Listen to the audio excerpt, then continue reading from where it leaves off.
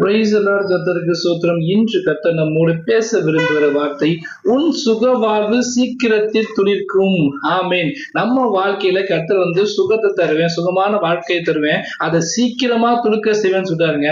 ஏசாயா 58 அதிகாரம் 7-8 என்ன சொல்றதுன்னா, பசி உண்டவனுக்கு உன் ஆகாரத்தை பகிர்ந்து கொடுக்கிறதும், துரத்துண்டவனை சிறுமியானவனை உன் வீட்டிலே சேர்த்துக் கொள்வதும், வஸ்திரம் இல்லாதவனுக்கு கண்டாவனுக்கு வஸ்திரத்தை கொடுக்கிறதும், உன் மாம்சமானுக்கு உன்னை ஒழிக்காமல் இருப்பதும் அல்லவோ உகந்த உபவாசம். நம்ம இப்படி உபவாசம் இருக்கும்போது அப்பொழுது விடிய கால வெளுப்பை போல உன் வெளிச்சம் எழும்பி உன் சுகவாழ்வு சீக்கிரத்தை துளிர்த்து உன் நீதி உனக்கு முன்னாலே செல்லும், கர்த்தருடைய மகிமை உன்னை பின்னாலே காக்கும். கர்த்தர் உங்க வாழ்க்கையை சீக்கிரமா துடுக்க செய்ய போறாரு.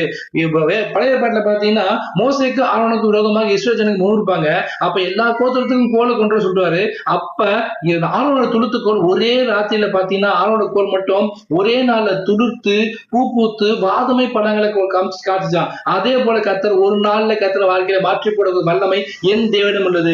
உங்க வாழ்க்கையை சீக்கிரமா மாறப்போகுது. அது சீக்கிரத்தில் நீங்கும். இந்த லேசான உபத்திர வசனத்தின் பிரகாரமாக உங்க வாழ்க்கையில உபத்திரவங்கள், பாடுகள், கண்ணீர்கள், கவலைகள், கடன்கள், வியாதிகள் எல்லாவற்றையும் கர்த்தர் அது சீக்கிரமாய் மாற்ற போறாரு. உங்க வாழ்வு சுக வாழ்வு சீக்கிரமா துறக்க போகுது. கர்த்தர் நோக்கி கூப்பிடுங்க. அவர் விடிகால வெளுப்பை போல உன் வெளிச்சம் இருளுக்கு ஜனங்கள் பெரிய வெளிச்சத்தை கண்ட வசனத்தின் பிரகாரமாக உங்க வாழ்க்கையில பெரிய வெளிச்சமா இயேசு கிறிஸ்து வரப்போறாரு. உங்க நீதி கர்த்தர் உங்களுக்குனால கர்த்தர் நீதிமானா மாற்றிருக்காரு. உங்க நீதி உங்க முன்னாடி செல்லும், கர்த்தருடைய மகிமை உங்களை பின்னாலே காக்கும் சொல்றாருங்க.